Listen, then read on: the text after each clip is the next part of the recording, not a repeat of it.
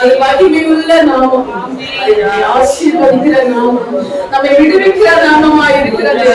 அந்த நாமத்தை வாயில திறந்து இதயத்தின் ஆழத்திலிருந்து ஓ ஹல்லேலூயா ஹல்லேலூயா ஹல்லேலூயா ஓ மகிமை மகிமை மகிமை மகிமை மகிமை செலுத்துகிறோம். இந்த கால வேளையிலே நாம் வந்திருப்பது எதற்காக? அவரை உயர்த்தும்படியாக, அவரை மகிமைப்படுத்தும்படியாக. நம் ஆராதிக்கிற தேவன் அவர் சர்வ சிருஷ்டிக்கு எஜமானராய் இருக்கிறார். சர்வத்தையும் ஆளுகிறவரை நாம் ஆராதிக்கிறோம். எல்லா இருதயத்தின் ஆழத்திலிருந்து உனக்கு முன்பாக நிற்க கொண்டிருக்கிற நாட்டமாக இயேசு கிறிஸ்து உன் முகத்தை அல்ல உன் இருதயத்தை பார்த்து கொண்டிருக்கிறார். எல்லா கண்களை மூடி தரிசனத்தை உணர்ந்தவர்களாக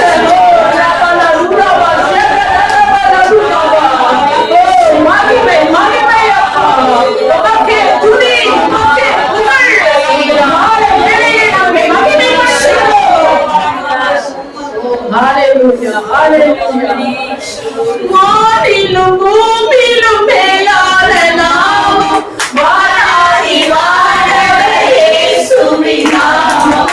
வானிலும் பூமியிலும் மேலான நாமம் வாராகி வாழவே இயேசுவின் நாமம்.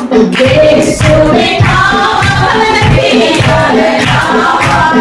இணையில்லா நாமம் இந்த நாமம். எங்கள் இயேசுவின் நாமம் மேலான நாமம். இணையில்லா நாமம் இந்த நாமம்.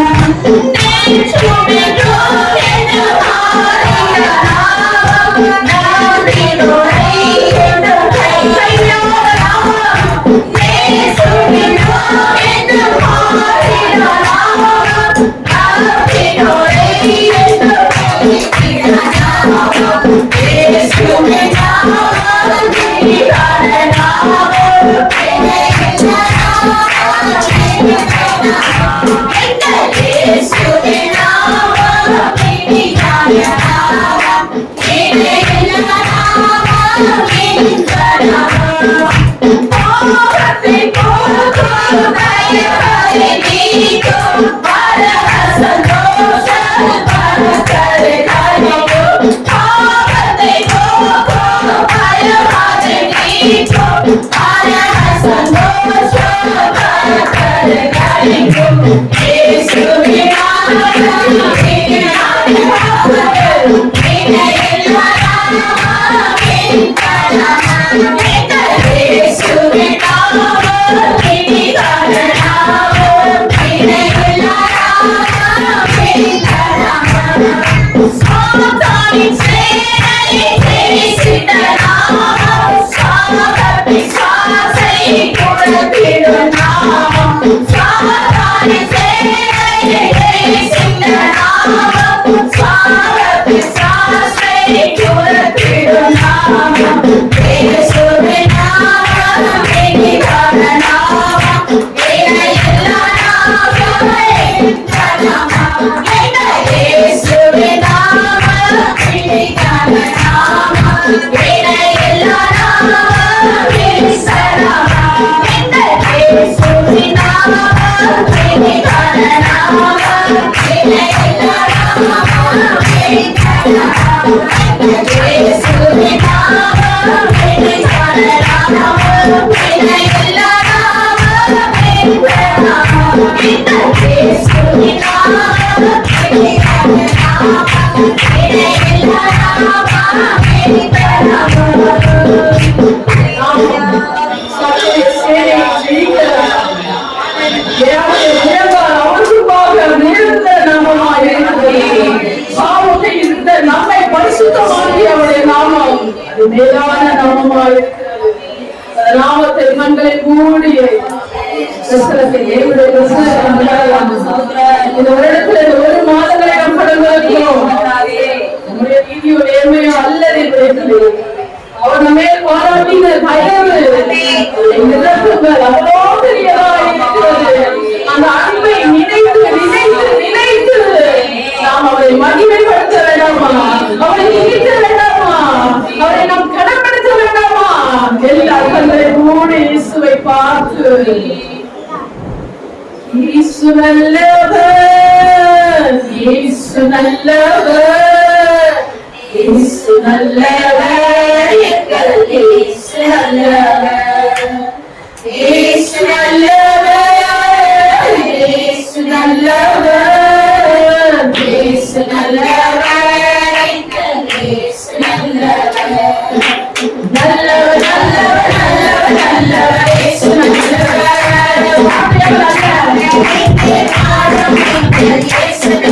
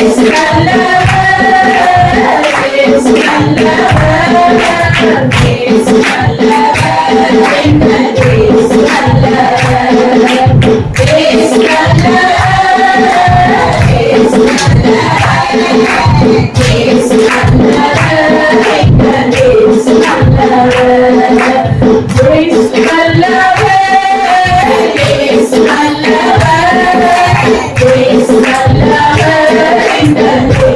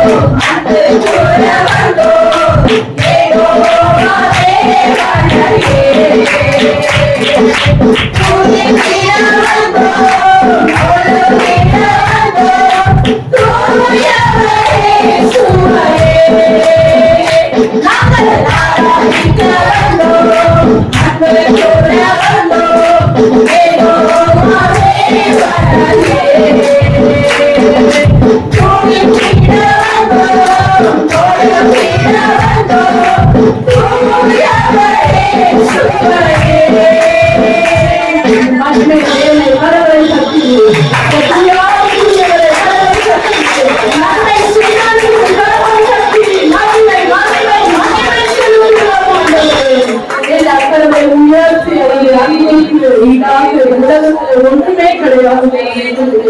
அவர் அன்புள்ளவராகவே நம்மோடு கூட அவர் இருக்கிறார் இல்லையா? எவ்வளவோ நேரங்களில் அவர் நம்மை நடத்துகிறார் அல்லவா? நம்மை பாதுகாக்கிறார் அல்லவா? கண்ணீரை குடிக்கிறார் அல்லவா? அந்த தேவனை கரங்களை உயர்த்தி இருக்கிறது நான் சொல்லுது ஒரு அன்போடு இயேசுவை பார்க்கிறோம். மகிமை மகிமை மகிமை கரங்களை உயர்த்தி ஆண்டவருக்கு முன்பாக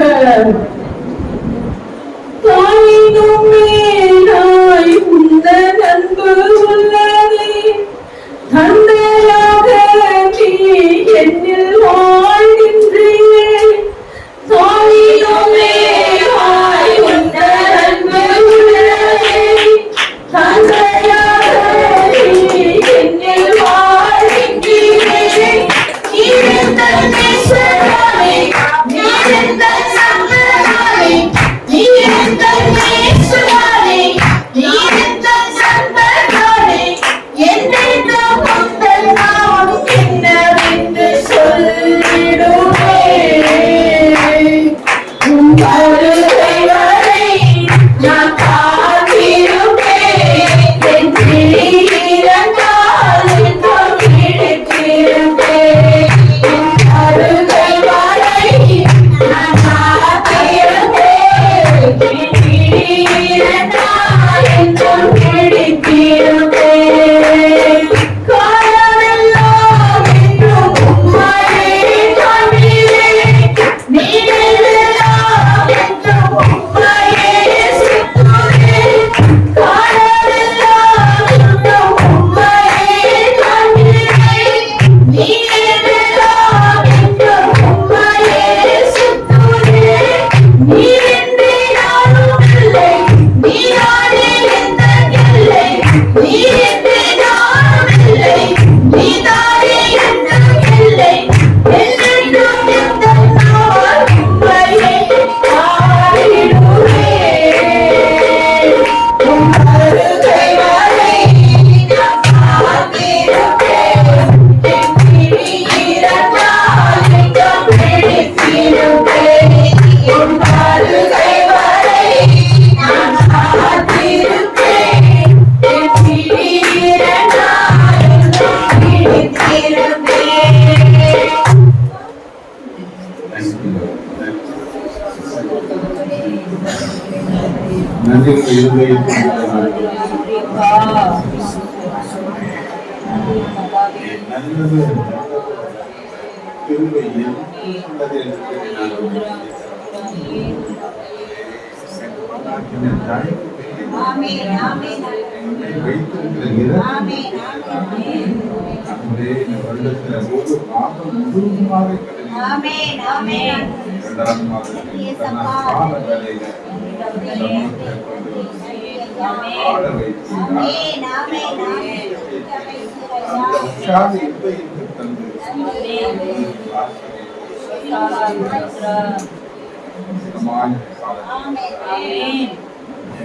நடத்தி கொண்டிருக்கிற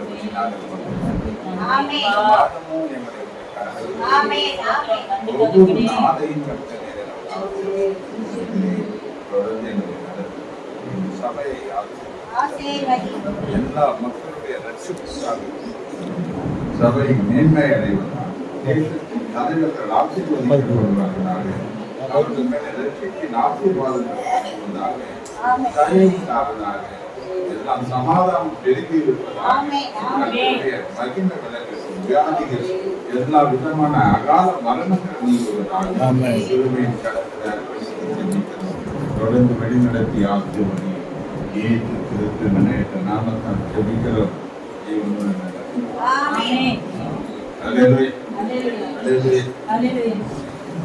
சங்கீதம் 24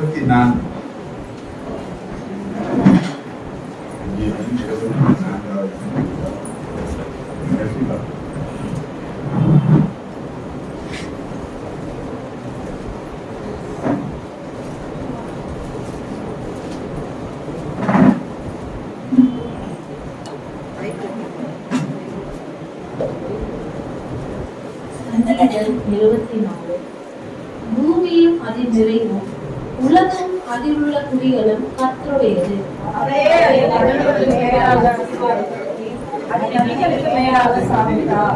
யார் கர்த்தருடைய பர்வதத்தில் ஏறுவார்? யார் அவருடைய பரிசுத்த ஸ்தலத்தை நிலைத்திருப்பார்?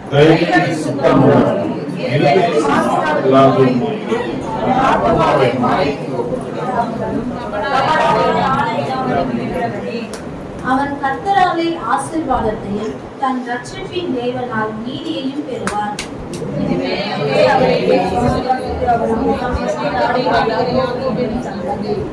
வாசல்களே, உங்கள் தலையை உயர்த்துங்கள், அநாதி கதவுகளே உயருங்கள், மகிமையின் ராஜா உட்பிரவேசிப்பார்.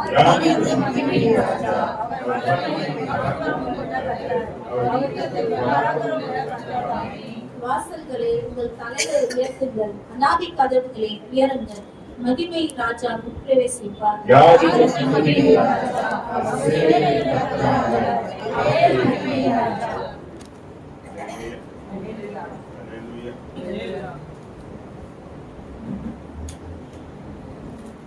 வசனத்திலிருந்து 5வது வசனம் வரையிலும் நாம் சேர்ந்து வாசிக்கிறோம். யார் கர்த்தருடைய பர்வதத்தில் ஏறுவார்? யார் அவருடைய பரிசுத்த ஸ்தலத்தில் நிலைத்திருப்பார்? இருதயத்தில் மாற்றில்லாதவருமாய் இருந்து தன் ஆத்துமாவை மாற்றி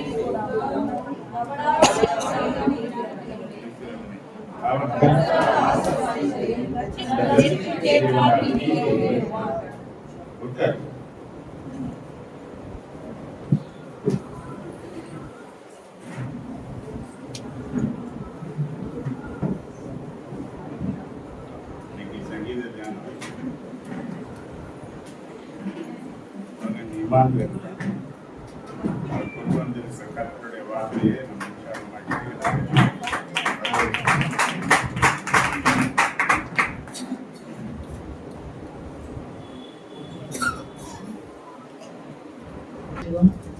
ஏழாவது வசனத்தில் நாம் தியானிக்க போறோம். தலைகளை உயர்த்துங்கள், அநாதி கதவுகளே உயருங்கள், மகிமையின் ராஜா உட்பிரவேசிப்பார். அல்லேலூயா, அல்லேலூயா. வாசல்களே, உங்கள் தலைகளை உயர்த்துங்கள். அல்லேலூயா. வாசல்களே உங்கள் தலைகளை உயர்த்துங்கள் அப்படின்னா புரியுதா? நமக்கு புரியுதா? ஏதாவது எல்லா வீட்டுக்கும் என்ன இருக்கும்? வாசல் இருக்கும், அப்படித்தானே? இந்த ஆண்டவர் உள்ள வரும்போது தலைகளை உயர்த்துன்னு சொல்றாங்க. வீட்டுக்குள்ள வரும்போது வாசல் எல்லாம் எப்படி இருக்கும்?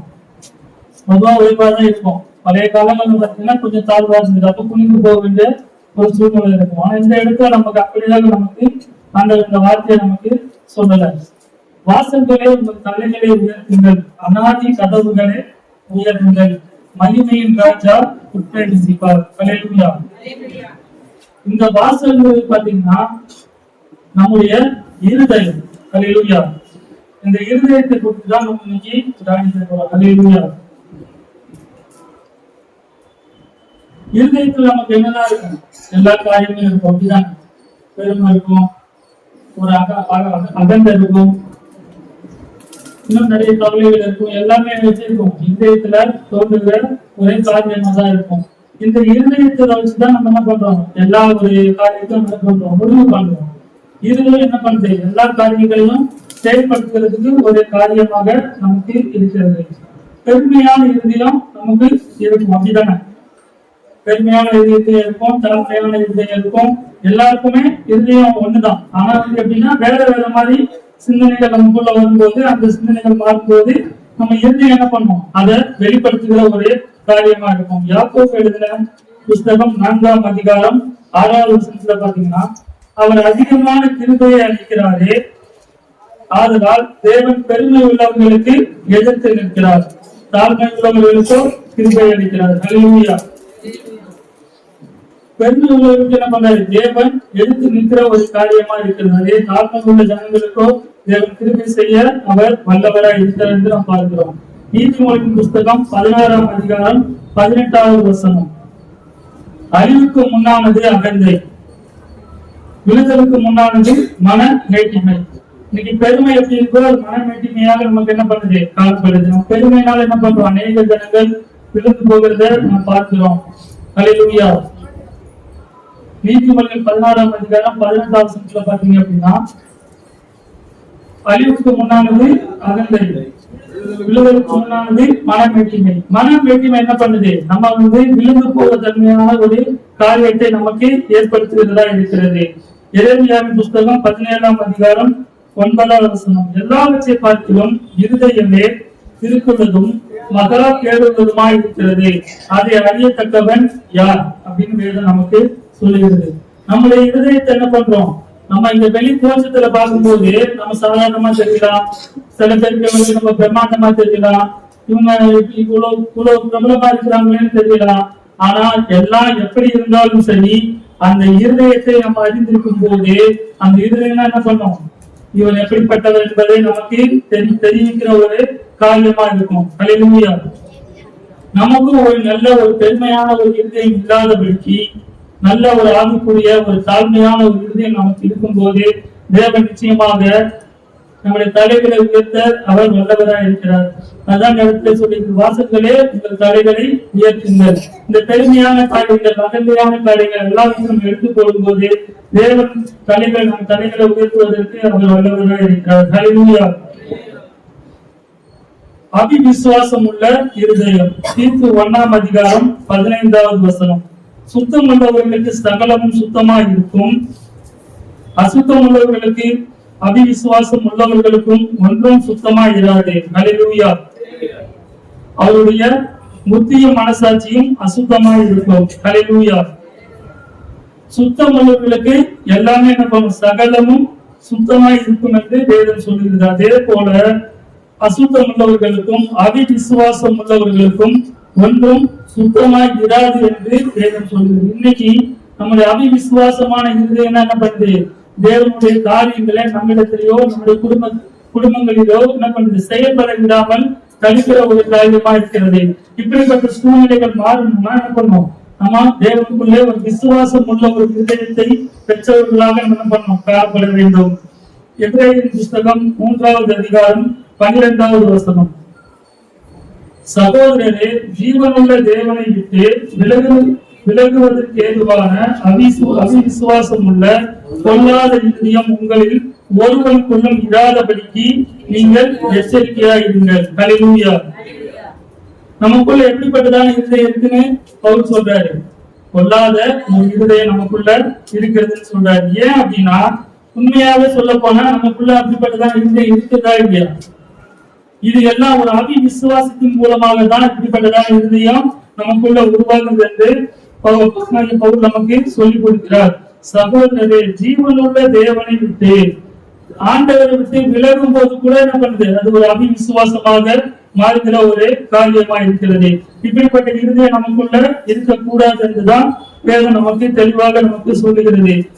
விசுவாசம் உள்ள கொல்லாத இருதயம் உங்களில் ஒருவருக்குள்ளும், நம்ம சபையில ஒவ்வொருவரும் என்ன பண்றோம்? வருகிறோம். நமக்குள்ள என்ன பண்றது? எல்லாருக்குள்ளயும் விசுவாசம் இருக்கதான் செய்யுது. விசுவாசம் இல்லைன்னா இந்த இடத்துல நம்ம யாரும் உட்கார்ந்து இருக்க மாட்டோம். ஏன் அப்படின்னா ஆனாலும் கூட நமக்குள்ள ஒரு விசுவாசமான காரியங்கள் செயல்படதான் செய்கிறது. ஏன்னா மாம்ச சிந்தை எப்படி இருக்குது? அப்படிதான் இருக்கிறது. ஆவியின் சிந்தை தான் என்ன பண்ணும்? ஜீவனுக்கு எதுவானதாக இருக்கும். ஹல்லேலூயா. 1 சாமுவேல் புஸ்தகம் 16வது அதிகாரம் 7வது வசனம். கர்த்தர் சாமுவேலை நோக்கி, நீ இவனுடைய முகத்தையும் இவனுடைய சரீர வளர்ச்சியையும் பார்க்க வேண்டாம். நான் இவனை புறக்கணித்தேன். மனுஷன் பார்க்கிற பிரகாரம் நான் பாரேன். மனுஷன் முகத்தை பார்ப்பான், கர்த்தரோ இருதயத்தை பார்க்கிறார். ஹல்லேலூயா. நான் ஏற்கனவே சொன்னேன்ல, நம்ம சபையில எல்லாரும் இருக்கிறோம். ஒருவர் நம்ம பார்க்கிறோம். ஆனால் என்ன பண்றோம்? நம்ம முக தோற்றத்தை வைத்துதான் நம்ம முடிவு பண்றோம். ட்ரெஸ் எல்லாத்தையும் பார்க்கும்போது என்ன பண்றோம்? இவங்க இன்னைக்கு இப்படி இருக்கிறாங்க, நம்ம என்ன பண்ணுவோம்? பேசுகிற ஒரு காரியமா இருக்கும். ஆனா தேவன் நம்மளை நம்ம பார்க்கிற மாதிரி என்ன பண்றது இல்ல, பார்க்கிறது இல்ல. நம்முடைய இருதயத்தின் வார்த்தை எப்படி இருக்கு, நம்ம இருதயத்தின் நினைவு எப்படி இருக்கிறது, நம்ம இருதயத்தின் யோசனை எப்படி இருக்கிறது என்ன பண்றாரு? தேவன் பார்க்கிறார். இப்படிப்பட்டதான இருதயம் என்ன பண்ணக்கூடாது? நமக்குள்ள இருக்கக்கூடாது. நமக்கு ஒரு நல்ல ஒரு இருதயம் இருக்கும் போது, விசுவாசம் இல்லாத ஒரு இருதயம் இருக்கும் போதுதான் தேவன் நம்முடைய வீட்டுக்குள்ள, நம்ம இருதயத்துக்குள்ள வரும்படியான காரியங்கள் நடக்கிறதுக்கு ஒரு எளிதாக இருக்கும். அதுதான் அந்த வசனத்தை ஆரம்ப வசனத்திலே பார்த்தோம். வாசல்களே உங்கள் தலைகளை உயர்த்துங்கள், அநாதி கதவுகளே உயருங்கள், மகிமையின் ராஜா உட்பிரவேசிப்பார். ஆண்டவர் நம்முடைய இருதயத்துல வரணும்னா இப்படிப்பட்டதான பெருமையான காரியங்கள் இருக்கக்கூடாது, விசுவாசமான காரியங்கள் இருக்கக்கூடாது.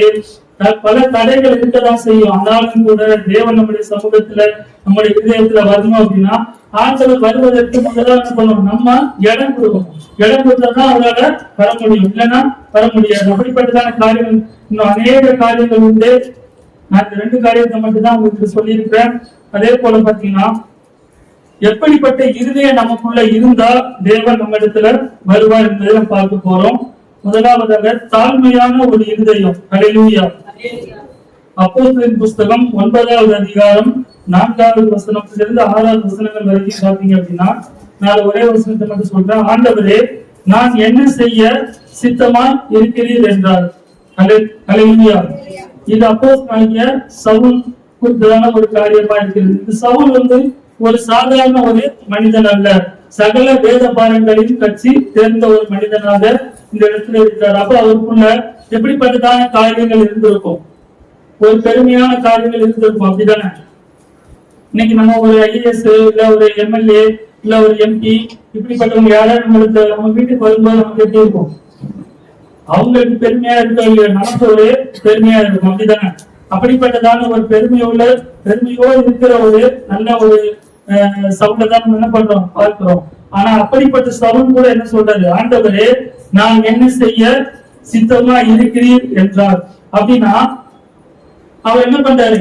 இது ஒண்ணுமே இல்லை அப்படிங்கிறது இந்த நம்ம படிச்சதோ நம்முடைய ஞானமோ நம்முடைய அறிவோ நம்முடைய சுய பலமோ எதுவும் ஒண்ணுக்கும் உதவாதுங்கிறத என்ன பண்ணாரு? அவர் உணர்ந்தாரு. அப்படி உணர்ந்தது மூலமா தான் நம்ம ஒரு தாழ்மையான இருதயம் அவருக்குள்ள இருந்ததுனாலதான் அவர் பின்பற்றதான வார்த்தையை அவரால சொல்ல முடிந்தது. அது இதோட நிறுத்தம் என்ன பண்ணாரு?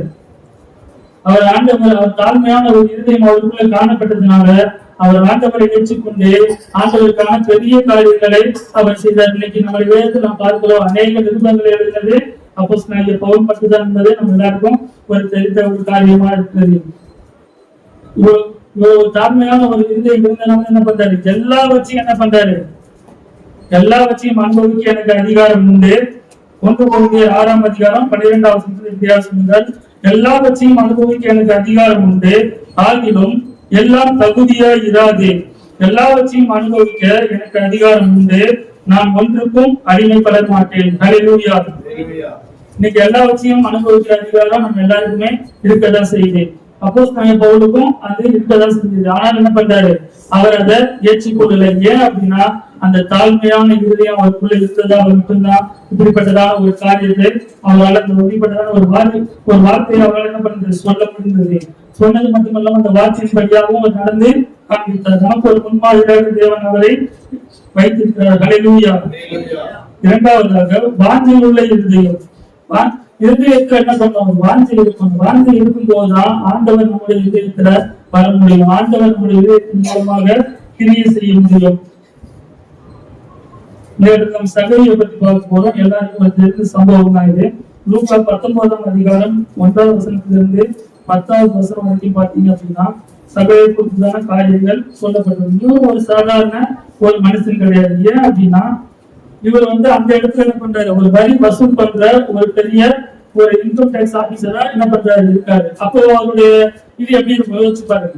அவருக்குள்ள ஒரு பெருமையான ஒரு காரியம் இருக்கதான் செஞ்சிருக்கும், பெருமையான எண்ணங்கள் இருக்கதான் செஞ்சிருக்கும். ஆனால் அவனுக்குள்ள ஒரு தாழ்மையை தேவன் வைத்திருந்தார். ஹல்லேலூயா. அந்த தாழ்மையின் மூலமா தான் என்ன பண்றாரு, அந்த வாஞ்சையின் மூலமாக தான் என்ன பண்றாரு, இந்த இயேசு யார் அப்படிங்கறத என்ன பண்ணணும், நம்ம பார்க்கணும் அப்படிங்கிற ஒரு எண்ணம் இருந்தது. ஆனால் என்ன பண்றாரு, அவர் ஓடி ஆண்டவர் போறதுக்கு முன்னாடி அவர் போகிற வழியை அறிந்து அந்த இடத்துல என்ன பண்றாரு, முன்னதாக ஓடுறாரு. அப்பதான் என்ன பண்ண முடியும், பார்க்க முடியும் அப்படிங்கிற ஒரு எண்ணம். அந்த வாஞ்சை தான் என்ன பண்றது, அவரை ஒரு மாற்றத்துக்குள்ளாக கொண்டது. அந்த வாஞ்சை உள்ள இருதயம். ஹல்லேலூயா. அந்த வாஞ்சை உள்ள இருதயம் என்ன பண்றது, அவரை ஒரு விசுவாசத்தின் பாதையில அவரை நடத்தும்படியான ஒரு காரியமாக அது காணப்பட்டது. 19ஆம் அதிகாரம் 3வது வசனத்துல பாத்தீங்கன்னா இயேசு எப்படிப்பட்டவரோ என்று அவரை பார்க்க வகை தேடினார். இன்னைக்கு நம்ம என்ன பண்றோம், இயேசு எப்படிப்பட்டவர் என்பது மற்றவங்களுக்கு தெரிஞ்சவர்களே நமக்கு நல்லா தெரியும். அதனால என்ன பண்றோம், இன்னைக்கு ஒரு சமூகத்துல நம்ம இருக்கிறோம். நம்மளும் என்ன பண்றோம், தேவனுடைய வாஞ்சையை நம்முடைய வாஞ்சையை நம்ம தேவனை பார்க்க வேண்டும்ங்கிற ஒரு வாஞ்சை நமக்குள்ள காணப்படணும். தேவன் நம்ம இடத்துல நம்ம இருதயத்துல வரணும், தேவன் நம்முடைய இருதயத்துல வாசம் பண்ணணும். அப்படிப்பட்டதான ஒரு வாஞ்சை நமக்குள்ள என்ன பண்ணணும், காணப்படணும். அப்படி காணப்படும் போது தேவன் நம்முடைய வார்த்தைகளை நிறைவேற்றுக வல்லவராக இருக்கிறார். ஹல்லேலூயா. அதே நூற்கால புஸ்தகம் சுவிசேஷம் 19ஆம் அதிகாரம் 9வது வசனத்துல பாத்தீங்கன்னா இன்றைக்கு இந்த வீட்டுக்கு ரட்சிப்பு வந்தது, ஹல்லேலூயா, இவனும் ஆபிரகாமின் குமாரனா இருக்கிறானே. ஹல்லேலூயா. அந்த வாஞ்சை அந்த வாஞ்சை எப்படியாக மாறிடுச்சு, அவருக்கு ஒரு ஆசீர்வாதமாக அது மாறிடுச்சு. அந்த இருதயம் மாறும் போது அந்த வாஞ்சையின் இருதயம் மாறும் போது தேவன் அதை ஆசீர்வாதமாக தேவன் அவருக்கு மாற்றி கொடுத்தார். இன்றைக்கு இந்த வீட்டிற்கு ரட்சிப்பு வந்தது. இயேசுனா என்ன அர்த்தம், இயேசுங்கிற பேருக்கு என்ன அர்த்தம், ரட்சிக்கிறவர். இதுதானே ரட்சிப்புங்கிறதா அதோடைய அர்த்தம். இந்த ரட்சிப்பு இயேசு அவர் வீட்டுக்கு வரும்போது இந்த ரட்சிப்பு அவருக்குள்ள காணப்பட்டது. இன்றைக்கு இந்த வீட்டிற்கு ரட்சிப்பு வந்தது என்று ஆண்டவர் சொல்வதை நாம் பார்க்கிறோம். இதே போலதான் நம்முடைய இதயத்துல தேவன் வரும்போது தேவன் மகிமையான காரியங்களை அவர் செய்ய வல்லவராக இருக்கிறார். அதான் நம்ம பார்த்தோம், வாசல்களே தலைகளை உயர்த்துங்கள், அநாதி கதவுகளே உயருங்கள், மகிமையின் ராஜா முற்பிரவேசிப்பார். அவர் நம்ம இடத்துல வருவதற்கு அவர் ஆர்வம் உள்ளவராக வாஞ்சை உள்ளவராக அவர் ரெடியா தான் இருக்கார். நம்ம என்ன பண்றது, இப்படிப்பட்டதான் காரியங்கள் நமக்குள்ள இருக்கிறதுனால, இது இப்படிப்பட்டதான் தடைகள் நமக்குள்ள இருக்கிறதுனால அவனால நம்முடைய இதயத்துல வாசம் பண்ண முடியாத ஒரு காரியமா இருக்கிறது. மகிமையின் ராஜா வரும்போது எல்லாவற்றிலும் ஜெயம் கொள்கிறவராக நாம் இருப்போம். எதிரில் எந்த ஒரு குறைவும் இல்லாதபடிக்கு தேவன் எல்லாவற்றையும் சம்பூர்ணமாக ஆசீர்வதிக்கிற ஒரு தேவனா இருக்கிறார். சகலத்தையும் அதற்கு காலத்தில் நேர்த்தியா செய்கிற ஒரு தேவனா இருக்கிறார். ஆண்டவர் ஒரு சாதாரண ஒரு மனுஷனாக இல்லை. ஏன் அப்படின்னா நம்ம ஒரு சாதாரண நான் சொன்ன எம்எல்ஏ எம்பி வந்தா கூட நமக்கு எப்படி இருக்கும், அப்படிப்பட்டதான ஒரு ஒரு பயங்கரமான ஒரு காரியமா இருக்கும், அவ்வளவு ஒரு கூட்டமா இருக்கும். ஆனா இந்த உலகத்தையும் சகலத்தையும் உண்டாக்கிற நம் தேவனாகிய கர்த்தர் நம்முடைய இதயத்துல வருவதற்கு அவர் வாஞ்சை உள்ளவராக இருக்கிறார். ஆனா நம்ம எப்படி இருக்கிறோம், அந்த வாஞ்சையை நம்ம நமக்கானதான் வராரு, நம்ம வீட்டுலதான் நம்ம நம்முடைய இதயத்துல வாசல் பண்ணும்படியாக இருக்கிறாங்கிற ஒரு எண்ணம் நமக்குள்ள வரும்படியாக தேவன் நமக்கு உதவி செய்வாராக. தேவன் தாமே இந்த வார்த்தையை ஆசீர்வதித்து அங்கீகரிப்பாராக.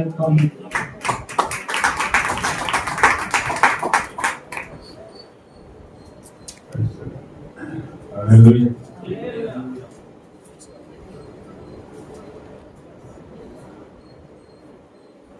என்ன பேசுனாரு?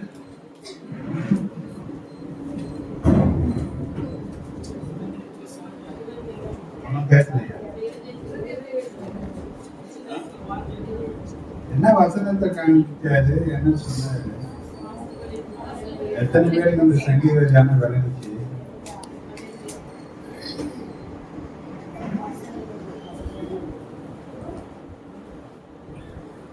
வாசல்களே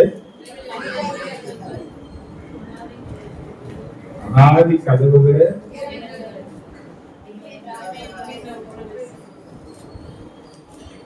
மகிமையின் ராஜா உட்பிரவேசிப்பார். யார் இந்த மகிமையின் ராஜா? Hallelujah. அந்த வாசல்கள் என்றால் நம்முடைய இருதயம் சொன்ன இருதயம் எத்தனை மேற்றுமையானதாக இருக்கு, எத்தனை பொன்னானதாக இருக்கு என்ற ஒரு லிஸ்ட்.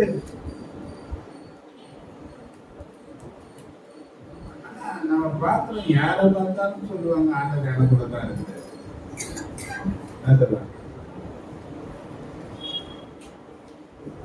ஆனா எப்பேற்பட்ட ஒரு இருதயத்துல ஆண்டவர் வர விரும்புகிறாரு என்று பார்த்து என் இருதயம் அப்படி இருக்கா என்பதை நாம் சிந்திக்க தெரியும்.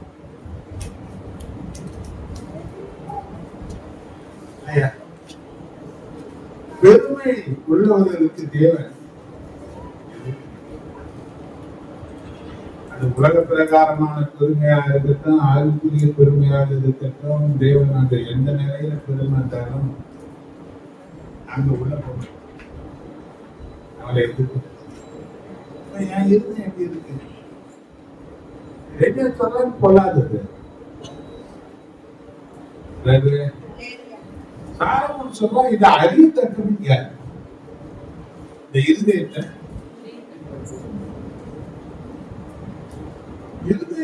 தேவன் மட்டுமே அறிவார்.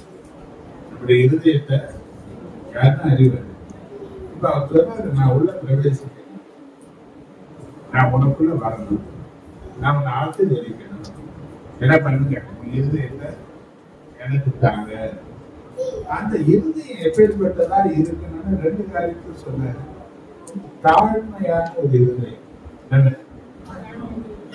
எப்பேற்பட்ட மனுஷன் சவுலெல்லாம் பார்த்தீங்கன்னா, அன்னைக்கு ஆசாரிய சங்கத்துல அதிகாரம் பெற்றவன், ஒரு ஆளுமை நிறைந்தவனா இருந்தான், அதிக விதமான படிப்பாளியா இருந்தான். அவன் எல்லா கணத்துக்கும் எல்லா விதமான பெருமைக்கேற்ற ஒரு குடும்பத்துல இருந்தான். அன்னைக்கு ஒரு ஆச்சாரிய சங்கத்துல அவன் அனுமதி பெறணும், அதிகாரம் பெறணும், ஆளுமை உள்ளவனா இருக்கணும்னா சாதாரண மக்களால முடியாது. அப்படியாப்பட்ட நிலைகளில இருந்தவன் தேவன் அவனை சந்திக்கிறாரு. சந்திக்கும் போது கவனிச்சு பாருங்க, ரெண்டு கண்களுடைய பாவி அந்த வெளிச்சம் அவன் கண்களை குருடாக்கிடுச்சு.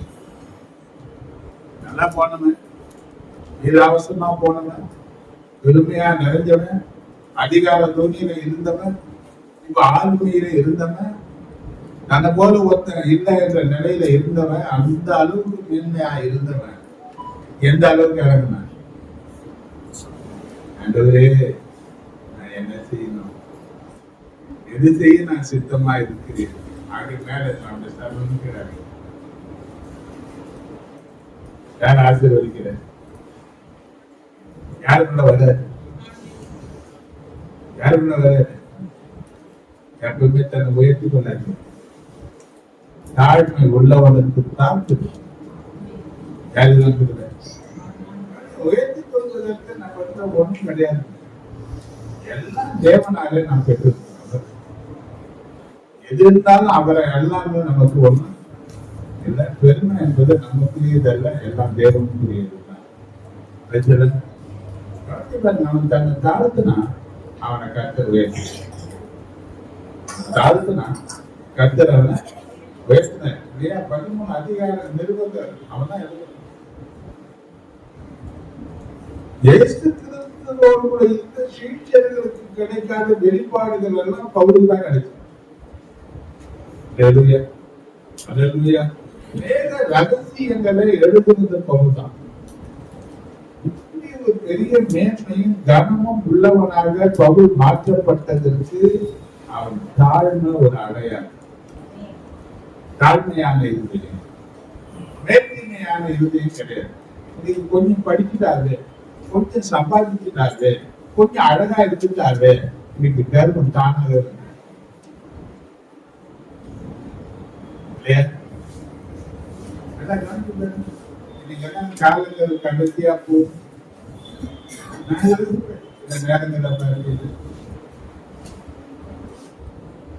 இதெல்லாம் படிக்கிற பிள்ளைகளுக்கு, எல்கேஜி படிக்கிற பிள்ளைகளுக்கு ஒரு 50,000 வரணும், 1,00,000 ரூபாய் கட்டி தான் ஸ்கூல்ல சேர்க்கிற நிலை இருக்கு.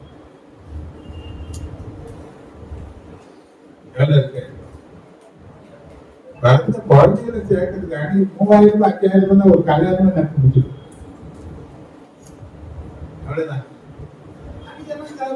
படிச்சாங்க, போனாங்க, வந்தாங்க, இன்னைக்கு அப்படி போனாங்க. இன்னைக்கான பிள்ளைகள் படிச்சு வரும்போது அது சம்பாதிக்க ஆரம்பிக்கும் போது எடுத்தவன 40,000 50,000 1,00,000. இப்போ அதுக்கு பணத்தின் மதிப்பு என்ன பண்ணல. அது எப்படி செலவு பண்ணணும்னு தெரியல, எப்படி அதை காக்கணும்னு தெரியல. எப்படி போனாலும் அதை ஆரம்பத்துக்கு கேட்டா நிறைய ஒரு பேச்சுக்கும் பெருமையும் யாருக்கிட்ட வந்து அது எல்லாரும் பெத்த முறையே எடுத்து பேசக்கூடிய அளவுக்கு அந்த பிள்ளைகள் வளர்ந்ததுக்கு காரணம் என்னன்னா அந்த மேய்ச்சி. ஏன்னா நான் சம்பாதிக்கிறேன், நான் ரொம்ப படிக்கிறேன், யாரும் இல்லை, நான் வாழ்ந்துக்கிறேன். இன்னைக்கு எப்படி இருக்கேன்? ஒருவேளை உலகத்தின் பார்வையிலிருந்து சரின்னு சொல்லக்கூடிய நிலையில இருந்தாங்க. தேவன் உன்னை ஆசீர்வதிக்க வேண்டுமான தாழ்மையுள்ள இதயத்தை தேவன்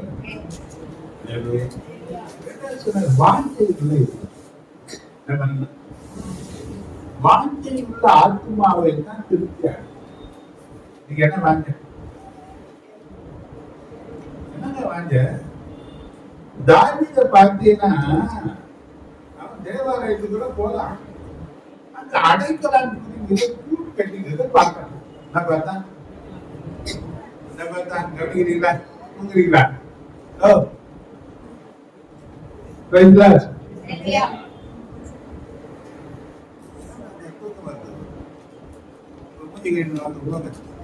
காலையில நீங்க தான் 3 பேர் அங்க தூங்குறவங்களா இருக்கிறீங்க. கவனமா கவனிங்க. அடைக்கலாம் துதிக்கு என்ன பண்ணி இருந்தது? கட்டி இருந்தது. எதை பார்த்தாங்க? ஆண்டவரே, இந்த குருவி, இந்த தகைவலான் குருவி, இந்த அடைக்கலான் குருவிக்கு உங்களுடைய வீட்டுக்கு கூடு கட்டு, எனக்கு வாசல் பட்டியலையாவது ஒரு இடம் கிடைக்குமாங்க. தேசத்தை ஆண்ட ராஜா, சமஸ்த இஸ்ரவேலுக்கு அவன் ராஜா. பாருங்க, அவங்க எங்க இடம் கேட்டான். ஆனா அந்த குருவி அற்பமா நினைக்கிற குருவி, ஒரு காசுக்கு 5 குருவி 2 குருவி என்ற நிலையில விற்கப்பட்ட அந்த குருவிக்கு எங்க இடம் கிடைச்சதா? எதை பார்த்தாங்க? இதுக்கு கூடு கிடைச்சது, இடம் கிடைச்சது. ஆனா எனக்கு எங்க இடம் கிடைச்சா போதும். சங்கீதம் 122 அவனுடைய ஆசையை பாருங்க.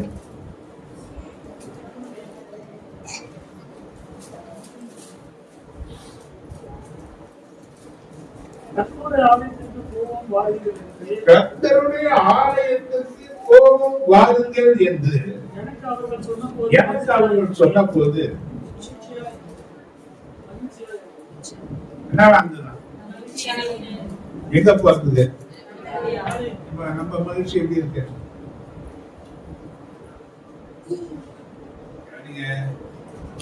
சாதாரணமான ஆடுகளுக்கு பின்னாக இருந்தாங்க.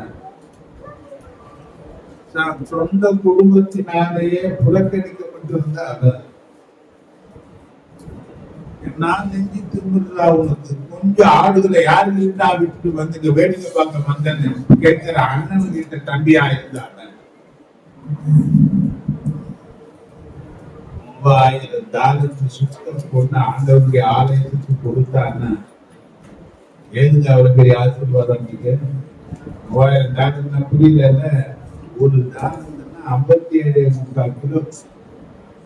3000 தாந்து தங்கம்னா சுத்த தங்கம் எவ்வளவு கணக்கு போடுது எவ்வளவு கொடுத்தான் இதுவேற சம்பாதிச்சு வரலாம் ஏற்கனவே. ஆனா அவன் சொந்தத்துக்கு எவ்வளவு கொடுத்தாங்க. அப்போ இந்த குறைந்த காலகட்டத்துல ஒரு 30-35 வருஷத்துக்குள்ள இல்லைன்னா வாழ்ந்தது 40 வருஷம் தான். அதுக்குள்ள இவ்வளவு ஒரு வருமானங்கள், இவ்வளவு பெரிய ஆசீர்வாதங்கள் அவனுக்கு கிடைச்சதுக்கு காரணம் என்ன நினைக்கிறேன்? கர்த்தரின் ஆலயத்தின் மேல, கர்த்தர் மேல அவன் வச்சிருக்க பாஞ்சான். இன்னைக்கு நம்முடைய வாஞ்சை என்ன? எப்படி வாஞ்சி இருக்கு? என்ன வாஞ்சி இருக்கு நமக்கு? செத்தாதான் வாஞ்சியை பரலோகம் போகணும். வாழும் போதே பரலோகத்தை தன் வாழ்க்கையில கொண்டு வரணுன்ற வாஞ்சை கிடையாது. எங்க இருக்குன்னா நம்ம வாஞ்சை இருந்தாதான் எங்க போக முடியாது. தேவனுடைய ஆசீர்வாதங்களை சுதந்திரிக்கிறதுக்கு, தேவனுடைய நன்மைகளினை திருப்தி ஆவதற்கு, பரலோகத்துக்கும் போறதுக்கும் வாஞ்சை இல்லாத யாருமே என்ன பண்ண முடியாது, திருப்தியாக முடியாது. சகையை பற்றி பேசினேன் இல்லையா? நான் ஒரு இன்கம் டாக்ஸ் ஆரம்பிச்சேன். கொஞ்சம் அதிகாரத்துல இருக்கிறன்னா கொஞ்சம் பெருமையும் கர்வமும் தானா தான் இருக்கும். மற்றவன் அதட்டி உருட்டி படுத்தி வாங்கி இந்த வேலை வாங்கணும். எப்பவுமே ஒரு ஆளுமையில இருக்கிறவன் யாருக்கிட்ட தாழ்ந்து போகிற நிலையில இருக்கவன் அவன் எப்பவுமே பேச்செல்லாம் விடுக்காதான் இருக்கு. ஆனா இவனுக்கு ஒரு தாகம், இவனுக்கு ஒரு ஆசை, இவனுக்கு ஒரு வாத்தியம். என்ன வாத்தியம்? இயேசுவை எப்படியாவது பார்க்கலாம். என்ன பண்ண என்ன ஆசை? இன்னைக்கு நமக்கு என்ன ஆசை?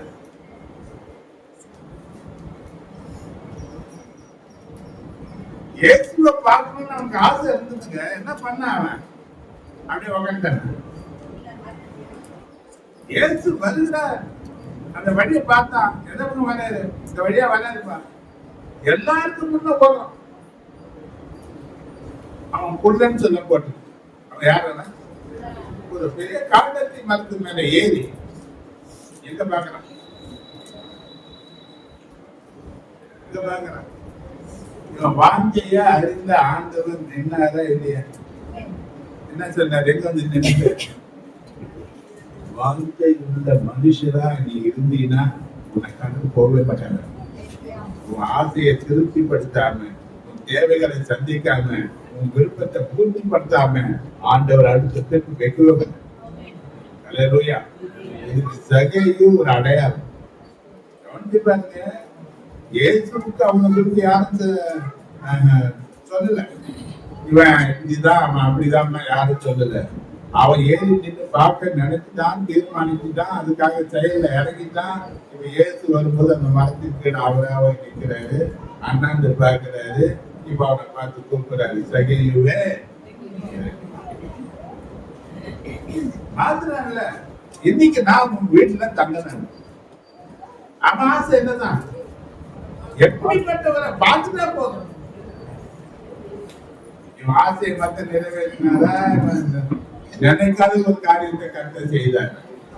கவனிங்க, அன்னைக்கு எத்தனையோ ஜனங்கள் எதிர்பார்த்திருப்பாங்க. என் வீட்டுக்கு வர மாட்டாரா இயேசு? என் வீட்டுக்குள்ள வந்து கால் வைக்க மாட்டாரா? என் வீட்டுக்குள்ள வந்துட்டு போக மாட்டாரா? ஒரு சின்ன ஒரு பிள்ளைகள் மேல கையை வைக்க மாட்டாரா? எவ்வளவு ஆசை உள்ள ஜனங்கள், திறத்திரமான அவர் ஜனங்கள் பின்பற்றி போனாலும் வாஞ்சை உள்ள அந்த சகையின் வாஞ்சையை நிறைவேற்றுவதற்கு அவன் வீட்டுக்குள்ள வருவேன் என்று சொன்னார். அவன் இயேசுவோடு கூட நடக்கும்போது என்ன பேசினான்? ஏதாவது பேசினார் ஆண்டவர். கவனிக்க, தேவ பிரசன்னம் எந்த மனுஷன் உணர்றானோ அவன் தனக்குள்ள இருக்கிற பாவத்தை அறிக்கை செய்தது. தேவ பிரசன்னம் இருக்கும்போது என்ன பண்ணுவான்? ஆண்டவர் வந்து நீ பாவின்னு சொல்றாங்கடா, ஏன்னா இவங்க கூட போறாங்க ஜனங்கள்லாம் அப்படிதான் சொன்னாங்க. பாவியான மனுஷனாச்சு, இவனிடத்துல போறாரு, இவன் யாருன்னு தெரியாது அவருக்கு. இப்படி எல்லாம் பல கேள்விகளை கேட்டுன்னு இருக்கிறாங்க. ஆனா அவர் என்ன பண்ணாரு? அவர் என்ன சொன்னாரு? நான் எதையோ ஆயிரம் வாங்கியிருந்தேன், நான் 4 தந்தேன், யாத்தியில பாதி ஏழை இதுக்கு கொடுத்தேன். சொன்னா இல்லையா? கேட்டார் ஆண்டவர், நீ கொடுத்தாதான் வருவேன்னு சொன்னாரு. அவன் என்ன சொன்னான்? அப்ப சொன்ன இன்றைக்கு இந்த வீட்டுக்கு என்னைக்கு வந்தது? என்னைக்கு வந்தது? அப்ப உங்க வீட்டுக்கு ரட்சிப்பு எப்போ வரும்னு நினைக்கிறேன்? ரட்சிப்புனா பாவம் மன்னிப்பு மட்டும் கிடையாது, பிரச்சனையில இருந்து விடுதலை, வியாதியிலிருந்து விடுதலை, தரித்திரத்திலிருந்து விடுதலை, பல இக்கட்டான சூழ்நிலைக்கு விடுதலை எப்ப வரனா ஏசு உனக்குள் வரணும் என்ற வாஞ்சை எப்ப வருதோ அன்னைக்கு கர்த்தர் வாழ்க்கையில பெரிய காரியங்கள் கொடுத்த சங்கீத தியானத்துக்காக நன்றி. இன்னும் நிறைய காரியங்கள் இருதயத்தை குறித்து 2 காரியத்தை அதுக்காக நான் நன்றி கூட ஆண்டவரை ஸ்தோத்திரம். ஒரு காரியத்தை நான் சொல்ல விரும்புகிறேன். ஒரு மாதம் இந்த வருஷத்துல நம்ம கடந்து வந்திருக்கு இல்லையா? இன்னும் இந்த வருஷத்தை கடக்கிறதுக்கு 11 மாதங்கள்.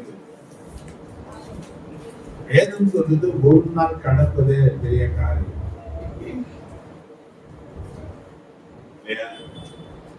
ஒரு வசனத்தை உங்களுக்கு ஞாபகப்படுத்துறேன். 1 சாமுவேல் 2:30.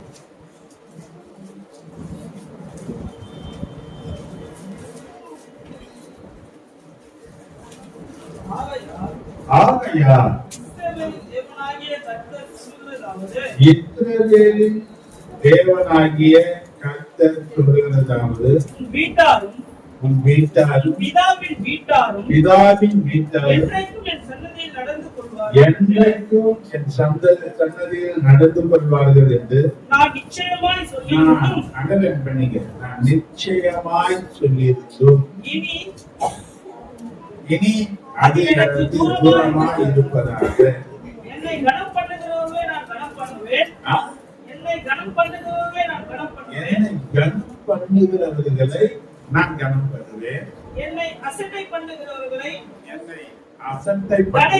படுவார்கள் என்று கர்த்தர் சொல்கிறார். யார் கனப்படுத்தப்படுவாங்க? யார் கனம் பண்ணப்படுவாங்க?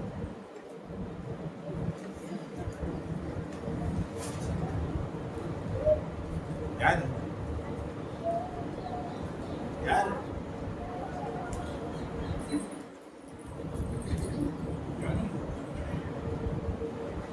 எவ்வளோ வேலை இருந்தது சகி, கிளம்பி போட்டு எங்க வாடினா பலன் கிடைச்சுதான் இல்லையா அவனுக்கு? ஆனா இன்னைக்கு ஒரு நாள் வாக்கு தத்துவம் வேற, பந்தி வேற இன்னைக்கு இல்லையா?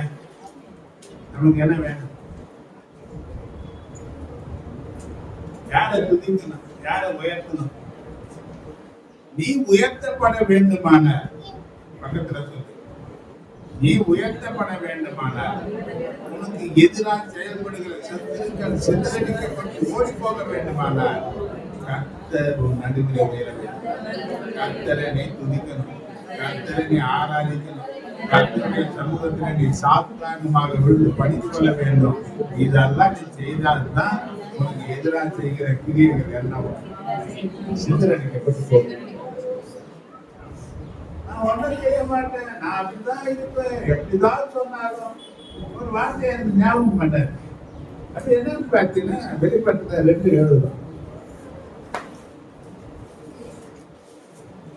7வது வசனமும் 17வது வசனமும் 29வது வசனமும் 2வது அதிகாரத்தை திருத்தி வாசிப்பேன்.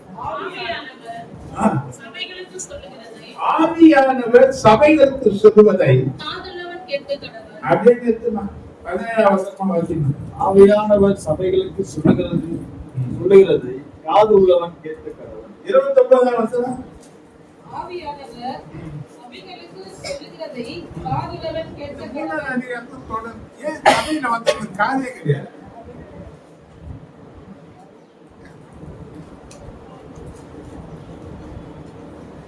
காதே கிடையாது. ஆவியானுடைய சத்தம் எத்தனை பேருக்கு கேட்குது? ஊழியக்காரனை கொண்டுதாங்க பேசுவாரு, வேத வசனத்தை கொண்டுதாங்க பேசுவாரு, உள்ளான உணர்வுக்குள்ளது தாங்க பேசுவாரு. இந்த சத்தத்தை கேட்காத எந்த மனுஷன் என்ன பண்ண முடியாது, வழியில நடக்க யோசிக்க. அதுதான் சொன்னாரு, என்ன நீ கனப்படுத்தினா நான் கனப்படுத்த என்ன பண்ண.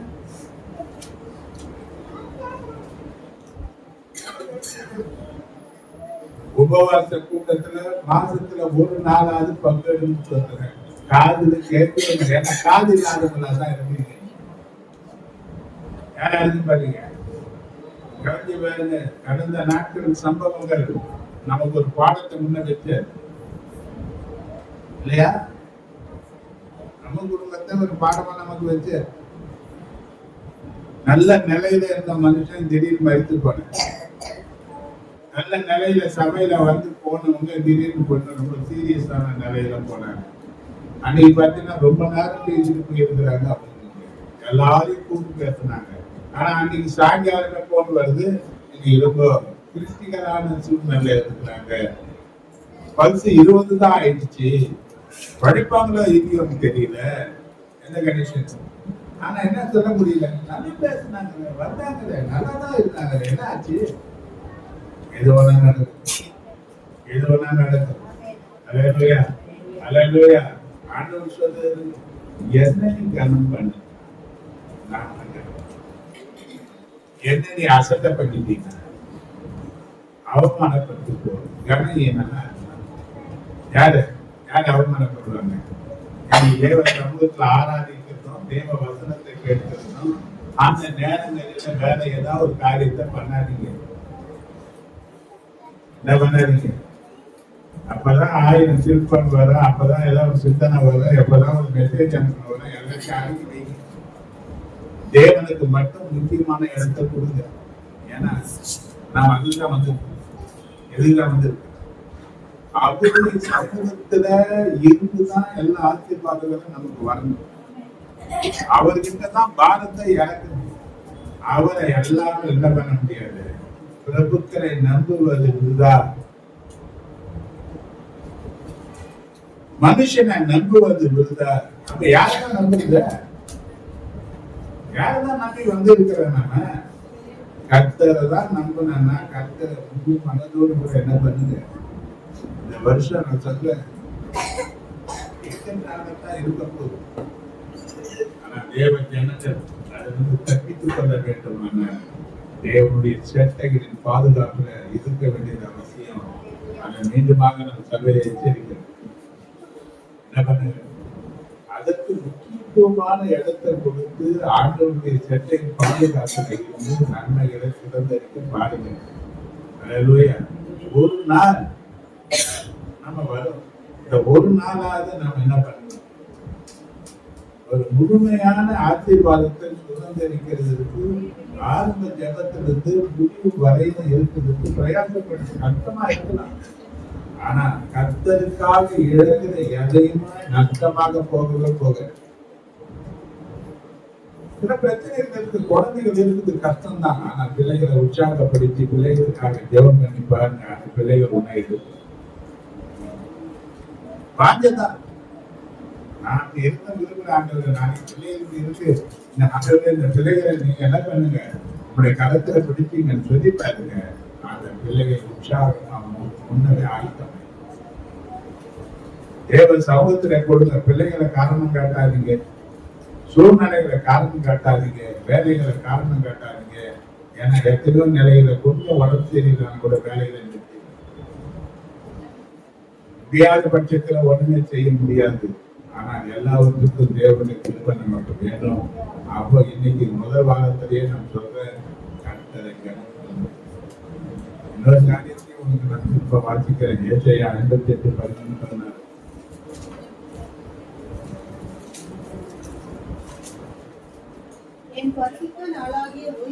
என் பரிசுத்த நாளாகிய ஓய்வு நாளிலே உனக்கு இஷ்டமானதை செய்யாதபடிக்கு உன் காலை விலக்கி உன் வழிகளின்படி நடவாமலும் உனக்கு இஷ்டமானதை செய்யாமலும் உன் சொந்த பேச்சை பேசாமலும் இருந்து ஓய்வு நாளை மனமகிழ்ச்சி நாளென்று கர்த்தருடைய பரிசுத்த நாளை மகிமையுள்ள நாள் என்று சொல்லி அதை மகிமையாக எண்ணுவாயானார். எப்பொழுது? அப்பொழுது கர்த்தரில் மனமகிழ்ச்சியாக இருப்பார். பூமியின் உயர்ந்த இடங்களில் உன்னை ஏறி இருக்கும்படி பண்ணி தகப்பனாகி யாக்கோபுடைய சுதந்திரத்தால் யாக்கோபுடைய சுதந்திரத்தினாலே உன்னை போஷிப்பேன். உன்னை போஷிப்பேன். கர்த்தருடைய வாய் இதை சொல்லி கர்த்தருடைய வாய் இது. யாருடைய வாய் சொல்லிட்டுங்க என்ன பண்ணுவாரா?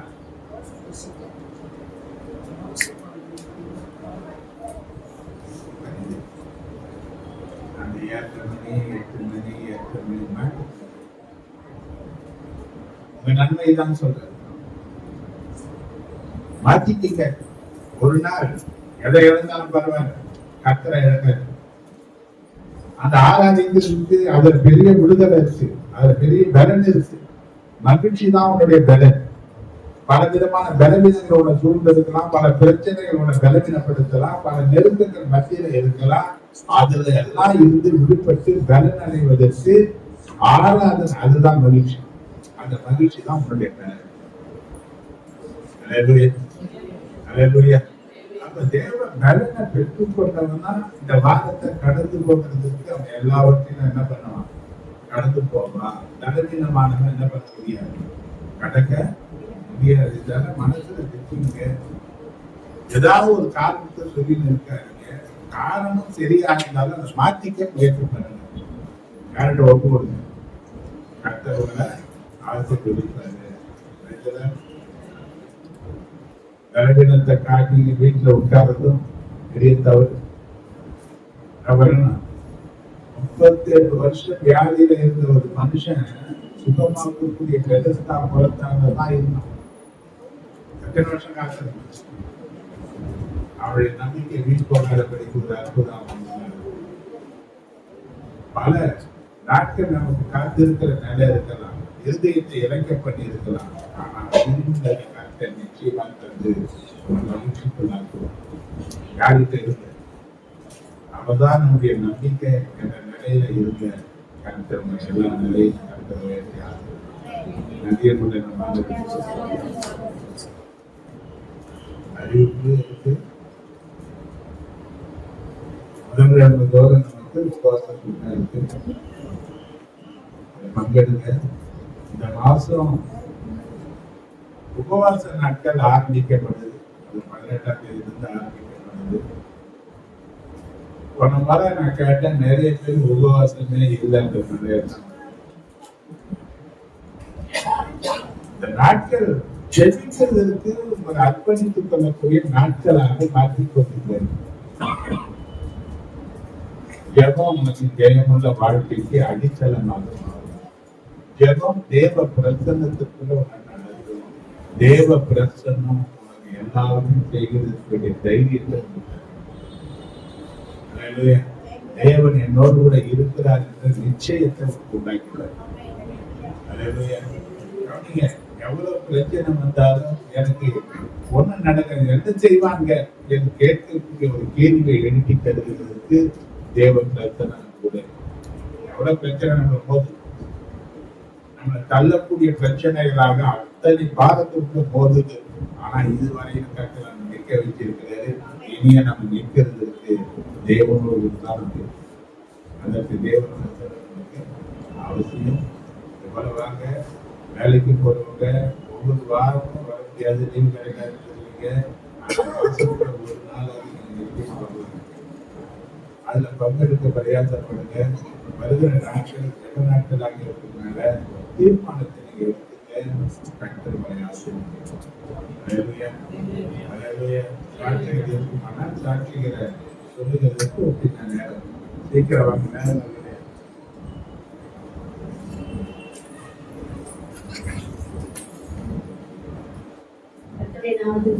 தேவன் தாமே கடந்த மாதம் முழுவதும் தேவன் பாதுகாத்து பராமரித்து ஒவ்வொரு நாளும் கரப்பிடித்து எங்களை நடத்தி வந்தார். தேவன் செய்த எல்லா நன்மைகள் கர்த்தரை சோதரிக்கிறேன். கடந்த வாரத்துக்கு முன்பாக கூட இருந்தார். நான் பாத்ரூம் போயிட்டு வரும்போது பாத்ரூம் போகும்போது அப்படியே வழங்கி கீழே விழுந்துட்டேன். முட்டியில பயங்கரமான வீக்கம் வந்துச்சு. உடனே எழுந்து நடக்க தேவன் திருவை செய்தார். மட்டுமாக அநேக பலகீனங்கள், ஒவ்வொரு நாள் அநேக பலகீனங்கள். நேற்று தினத்தினுடைய காலையில ஊழியம், சாயங்காலம் ஊழியம். நைட்டு வரும்போதே பயங்கரமான தலைவலி. நைட்டுக்குள்ள தூங்கவே இல்லை. தலை பயங்கரமா வழிய தேசப்பா காலையில இப்படி சமூகத்துக்கு போகணும், எல்லா தலைவலியும் எடுத்து போடணும்னு சொல்லிட்டு ஜெபித்து அதை பிற்பாடு நான் கடந்து வந்தேன். தலைவலி எப்படி போச்சுன்னே தெரியல. தேவன் தாமே ஒவ்வொரு நாளும் இந்த சுயபலத்தினால ஒன்றும் செய்ய முடியாது. தேவ ஆவியானவர் தாமே என் கிருபை உனக்கு போதும், பலவீனத்திலே பலன் பூரணமாய் என்று சொல்லி தேவன் நடத்தி வந்தார். ஊழியக்காரை அப்படி நடத்தி வந்தார். தேவன் செய்த நன்மைகள் அநேக, கடந்த ஒரு மாதம் தேவன் ஒவ்வொரு நாளும் இப்படி நடத்தி வந்தார். தேவன் செய்த எல்லா நன்மைகளும் கர்த்தரை சோதனைக்கிறேன்.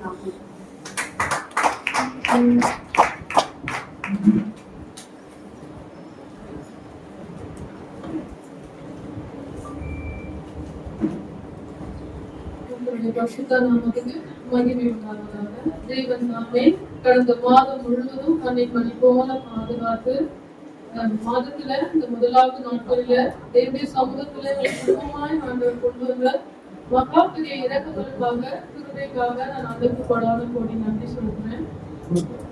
அது மாத்திரம் இல்லாம நான் வந்து 2025 பிப்ரவரி வந்து 26 வந்து ஒரு ஜாப்ல வந்து ஜாயின் பண்ணேன். அதுல வந்து இது செஞ்சுட்டு இருந்தேன். டிசம்பர் மந்த் வந்து கொஞ்சம் வந்து ரூல்ஸ் மாறுனதுனால என்னை வந்து 31 ரிலீவ் ஆக சொல்லிட்டாங்க. அதனால வந்து எனக்கு ரொம்ப கொஞ்சம் கஷ்டமா இருந்தாலும் ஆண்டவர் இதை விட மேலான தருவார், இதை விட நன்மையை செய்வாருன்னு எனக்கு ஒரு விசுவாசம் இருந்தது. ஆனாலும் எனக்கு வந்து 31 நான் ரிலீவ் ஆனாலும் இந்த டெண்டர் ஒர்க்லாம் ஹெவியா இருக்குது. நான் செஞ்ச ஒர்க்கை நானே வந்து கம்ப்ளீட் பண்ணி கொடுத்துட்டு போறேன் அப்படின்னு நான் சொன்னேன்.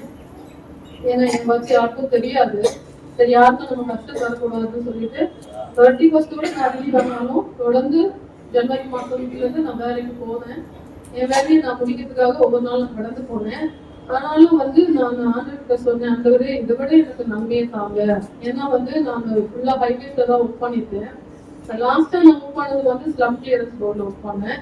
அதனால ஆண்டவரே எனக்கு வந்து மீண்டும் நல்ல வேலையை தாங்க. எனக்கு இந்த மாதிரி எதிர்பார்ப்புகளோட நான் ஆண்டவர்கிட்ட வண்டியில போகும்போதே நான் ஜெபித்து கொண்டுதான் போனேன். ஒரு நாள் நான் வெட்டப்பட்டு போகக்கூடாது, அதே ஒரு கஷ்டத்துக்குள்ளாக நான் மீண்டும் நிற்கக்கூடாது ஆண்டவரே அப்படின்னு சொல்லி நான் ஜெபித்தேன். பாத்தீங்கன்னா ஒரு 7ஆம் தேதி இருக்கும், எனக்கு ஒரு போன் வந்துச்சு. அந்த சார் எனக்கு போன் ஏன் பண்ணாருன்னு எனக்கே தெரியல. லாஸ்ட் டைம் வந்து ஒரு ரிட்டையர்மெண்ட்டுக்கு நான் வந்து போனேன், அப்ப அவரை பார்த்தேன். அதோட அவருக்கு எனக்கு கனெக்ஷன் இல்லை. அவர் திடீர்னு எனக்கு போன் பண்ணி இந்த மாதிரி சிஎன்எம் ஹைவேஸ்ல வந்து சப்டிவிஷன்ல வேக்கன்ட் இருக்கு, நீ வந்து பாரு என்னன்னு விசாரி அப்படின்னு சொல்லி நீ கேட்டாரு. எனக்கு ஒரே ஆச்சரியமா இருந்துச்சு. அவர் போன் பண்ணியிருந்தாரு, எதுக்கு போன் பண்ணாருன்னு தெரியல. நான் போன் பண்ணும்போது இப்படிப்பட்ட ஒரு காரியத்தை சொல்லும் போது எனக்கு ஆச்சரியமா இருந்தது. உடனே நான் வந்து அங்க ஒரு டிவிஷன் ஆபீசருக்கு தெரியும், அங்க இருக்கிறவங்களை கான்டாக்ட் பண்ணும்போது அவங்க என்ன பண்ணாங்க, ஏடி நம்பரை கொடுக்குறேன் நீங்க கான்டாக்ட் பண்ணுங்க. ஏடி யாருன்னே தெரியாது, நம்ம எப்படி பேசுறது அப்படின்னு நினைச்சேன். பாத்தீங்கன்னா ஏற்கனவே ஒரு 10 இயர்ஸ்க்கு முன்னாடி அவர் எனக்கு தெரியும், ஹைவேஸ்ல நான் பார்த்துருக்கேன். அவரே தான் அங்க வந்து ஏரியா இருக்காரு. அவரை நான் கான்டாக்ட் பண்ணேன். அவர் சொன்னாரு, திங்கட்கிழமை அன்னைக்குதான் வேக்கன்ட் வந்து கால் போட்டுட்டோம்மா, முன்னாடியே சொல்லிருக்கலாம்ல அப்படின்னு சொன்னா. சொன்னேன் சார் இப்பதான் சொன்னாங்க அப்படின்னு சொல்லி நான் சொன்னேன். சரி ஓகே அப்படின்னு சொன்னாரு. சரி நான் ஆபீஸ்க்கு போனேன், அவரை பார்க்க முடியல, அவர் வெளியே போயிட்டாரு. திருப்பி நான் வீட்டுக்கு வந்துட்டேன். எனக்கு அவர் போன் பண்ணி நீங்க நாளைக்கு ஆபீஸ்க்கு வந்து பாருங்க அப்படின்னு சொன்னாரு. நான் வந்து திருப்பியும் வந்து வியாழக்கிழமை அன்னைக்கு அங்க போய் நான் பார்த்தேன். போனதுக்கு வந்து நீங்க எப்ப ஜாயின் பண்றீங்க அப்படின்னு கேட்டாரு. எனக்கு ரொம்ப சந்தோஷமா இருந்துச்சு. ஏன்னா ஏற்கனவே இங்க ஆள் போட்டாங்கன்னு சொன்னாங்க. ஆண்டவர் பாத்தீங்கன்னா அங்க இருக்கிற ஏடி எல்லாருடைய கண்ணு எனக்கு தயவு கொடுத்து அந்த இடத்துல இருக்கிறவங்களை தூக்கி வேற இடத்துல போட்டு எனக்கு அந்த இடத்த வேக்கண்டாக கொடுத்து என்னை ஜாயின் பண்ண சொன்னாங்க. நான் சொன்னேன் சார் எனக்கு கொஞ்சம் ஒர்க் எல்லாம் இருக்கு, அதெல்லாம் முடிச்சுட்டு தான் நான் வந்து ஜாயின் பண்ண முடியும். எப்ப ஜாயின் பண்ணீங்கன்னு கேட்கல, நீங்க எப்ப வேணாலும் வந்து ஜாயின் பண்ணுங்க, உங்க விருப்பம் தான் அப்படின்னு சொன்னாங்க. நான் சொன்னேன் இந்த பொங்கல் லீவ் எல்லாம் முடிச்சுட்டு நான் வந்து ஜாயின் பண்றேன்னு சொன்னேன். அதே மாதிரி நான் ஜாயின் பண்ணேன். நான் என்ன எதிர்பார்த்தனோ அதன்படி ஆண்டவர் எனக்கு என் மன விருப்பத்தின்படி ஆண்டவர் எனக்கு தந்தாரு. புது ஒரு ஆபீஸா இருந்தாலும் எந்த ஒரு வேற்றுமையும் இல்லை, வேறுபாடும் இல்லை. எல்லாம் ஒரு குடும்பமாக நாங்க ஒரு 2 வாரமா நான் அந்த ஆபீஸ்ல கண்டினியூ பண்ணிட்டு இருக்கேன். ஆண்டவர் தாமே எனக்கு நன்மையாய் ஆண்டவரை மாற்றி தந்தாரு. அநேக ஸ்ட்ரெஸ் இல்ல, ஒர்க் டென்ஷன் இல்ல, எல்லாமே எனக்கு வந்து நிறைய விஷயங்களை கற்றுக்கொள்ள ஆண்டவர் தாமே பொறுப்பை தந்தாரு. நேரங்கள் கொஞ்சம் கடினமா இருந்தாலும் ஆண்டவர் அதையும் அவங்க கண்களை தயவாய் தந்து ஆண்டவர் என்னை நடத்தி வருகிறாரு. பல பலவீனங்கள் எனக்கு இருக்குது, ஆனாலும் தேவனுடைய கிருபை என்னோடு கூட இருந்து வேலை ஸ்தலத்துக்கு கடந்து போய் வீட்டுக்கு வரவும் வீட்டின் காரியங்களை பார்த்தவும் ஆண்டவர் தாமே எனக்கு பலனை தந்தாரு. தேவன் செய்த எல்லா நன்மைக்காக நன்றி செலுத்துறேன். நல்ல குடும்பத்தை கொடுத்தார், பிள்ளைகளை கொடுத்திருக்கிறார், சமாதானத்தையும் சந்தோஷத்தையும் ஆண்டவர் எனக்கு நிறைவாய் கொடுத்திருக்கிறாரு. எவ்வளவோ காரியங்கள் இருந்தாலும் இம்மான் எல்லாவற்றையும் எனக்கு வந்து அவங்க சப்போர்ட்டா இருந்து எல்லாமே செய்வாங்க. இப்படிப்பட்ட ஒரு நல்ல இருதயத்தை ஆண்டவர் அவங்களுக்கு கொடுத்திருக்காங்க. அதுக்காக நன்றி செலுத்துறேன். தேவன் செய்த எல்லா நன்மைக்காக நன்றி செலுத்துறேன். இந்த சாட்சி தாங்க நான் ஆசீர்வதித்து அங்கீகரிப்பாரா.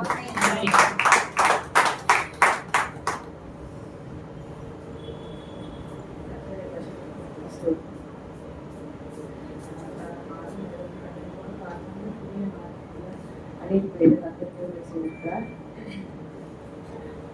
லாஸ்ட் மந்த் வந்துட்டு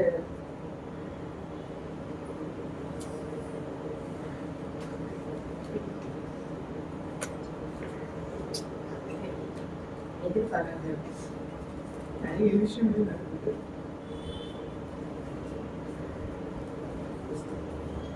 பதினாறாம் தேதி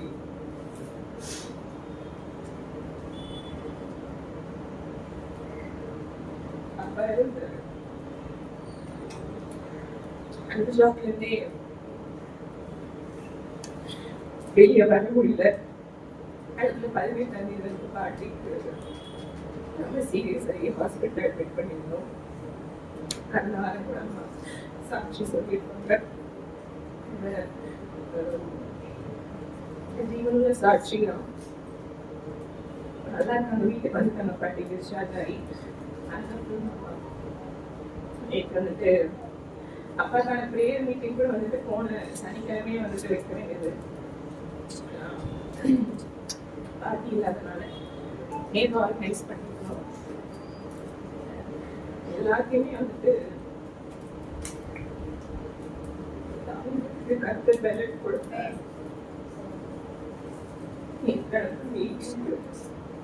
நல்ல எந்த பிரச்சனையும் இல்லாம சமாதானமா போச்சு. கத்தருடைய கிருபை தான் எல்லாமே. சபையார வந்து கலந்து பண்ணீங்க, அதுக்காக நன்றி. கத்தர் எனக்கும் என் குடும்பத்துக்கும் கொடுத்த நன்றிக்காக கத்தருக்கு நன்றி செலுத்துகிறேன். கத்தர் நன்றி சாட்சியா செலுத்துகிறேன்.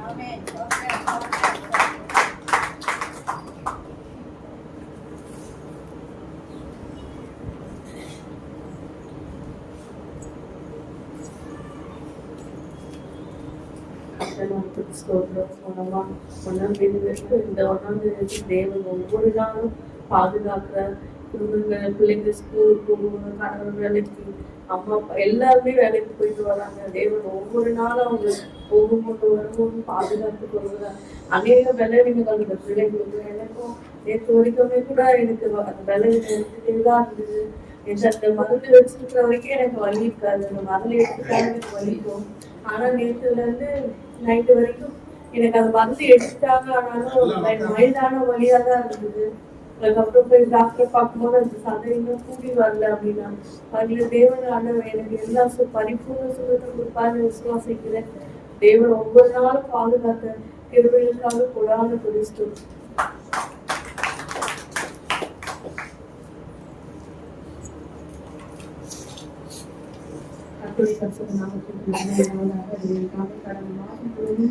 அடிப்படை போல பாதுகாத்தார். எல்லாருக்கும் உயர்த்தி கொடுத்தார். நம்பினாலும் சொல்லிட்டார். மகாம் இருந்தது கற்பனை சிறுவையாக ஒவ்வொரு நாளும் தேவன் பாதுகாத்து வருகிறார். என் பிள்ளைகளை பாதுகாத்து வருகிறார். கடனாலும் பாதுகாத்து வருகிறார். நான் வேலைக்கு போகும்போதும் வரும்போது திரும்ப ஒவ்வொரு நாளும் காரியங்களுக்காக நான் கற்பனை சொல்லிருக்கிறேன். அநேக தேவைகள் இருந்த போதும் தேவனுக்காகவே ஒவ்வொருத்தரும் தேவனை எங்களுக்கு செயல்படுத்த திருப்பி செய்தார். ஒருபோதும் வெற்றப்பட்டு போகாதபடிக்கு எங்கள் சுகங்களை பிரகாசிக்கப்பட்டார். அதுக்காக நான் கற்பனை சோதரிக்கிறேன். எல்லா கடந்த நாட்களிலும் ஒரு கால் வேலைகளும் வந்து சுத்தமா எனக்கு நடக்கவே முடியல. ஆனாலும் சமூகத்துக்கு நான் வரணும்னு வந்தேன். தேவத்தாமே பலவீனம் இருந்தாலும் தேவத்தாமே சமூகத்துக்கு வரும்படியாக தேவன் எனக்கு பலத்தை கொடுத்திருக்கிறார். அதுக்காக நான் கற்பனை சோதரிக்கிறேன். அவர் செய்த எல்லா நன்மைகளுக்காக நான் நன்றி செலுத்துகிறேன். வேலைக்கு போகும்பொழுது வரும்போது எனக்கு கரம் இருந்தது. ஒரு விதமான நாசமோசம் இடத்துக்குள்ள வராதபடிக்கு தேவத்தாமே என்னை பாதுகாத்தார். அதுக்காக நான் கற்பனை சோதரிக்கிறேன். இந்த சாட்சியை தேவன் ஆசீர்வதிப்பாராக.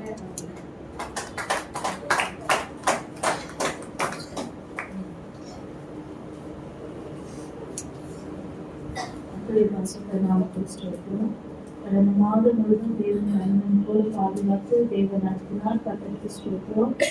தேவன் எல்லாத்தையும் விலக்கி தேவன் நடத்தினாரு. மாத்திர கடந்த மாதத்தில் அநேக மிகுந்த பலவீனங்கள் தேவனிடத்தில் பலனாயிருந்து இம்மத்தில் தேவன் நடத்துகிறார். தங்களுக்கு சொல்கிறோம். குடும்பத்தில் தேவன் பாதுகாத்து தேவன் நடத்துகிற எல்லா தேவன் தங்களுக்கு சொல்கிறோம்.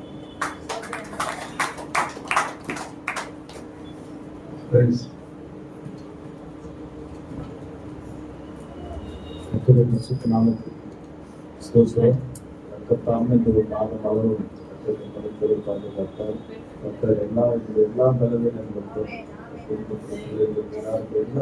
எந்த பலவீனங்களாக இருந்தாலும் தேவனுக்கு பலனாக இருந்தால் எல்லா காரியங்களும் கத்தல் போதுமானவைகளாக இருப்பார்கள். கத்தல் நினைச்சு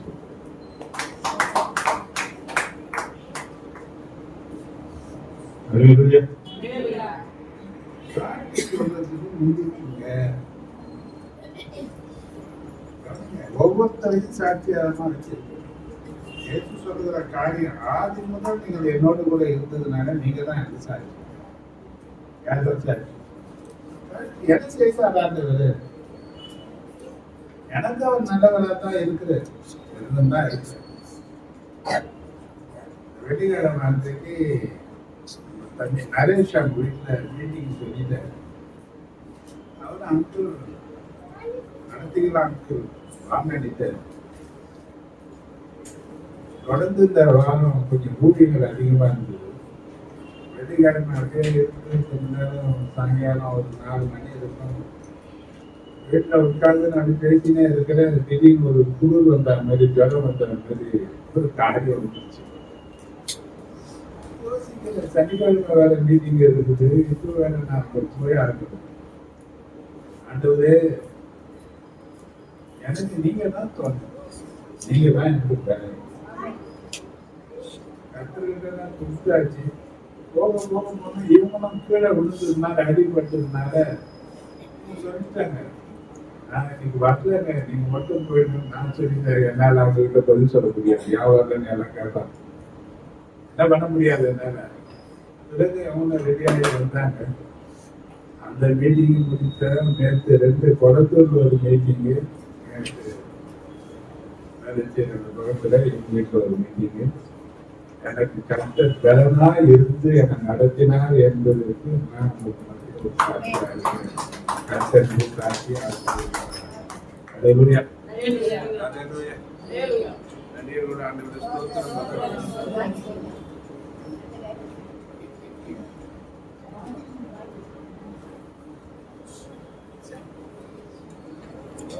Gracias.